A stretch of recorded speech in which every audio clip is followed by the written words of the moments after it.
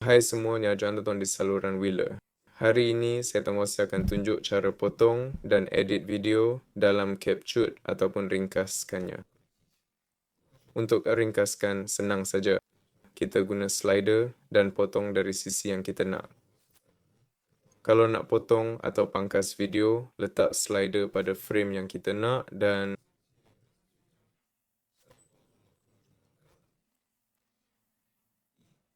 boleh klik sini untuk pangkas atau guna shortcut Ctrl B. Kita boleh pangkas video macam ni. Kalau nak potong bahagian video, kita pangkas. Contohnya, saya nak potong antara minit 16 dan 10. Saya pangkas video kat minit 16 dan minit 10.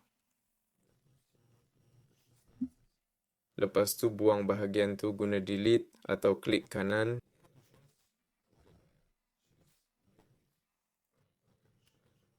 Kita tinggal dengan bahagian sebelum dan selepas.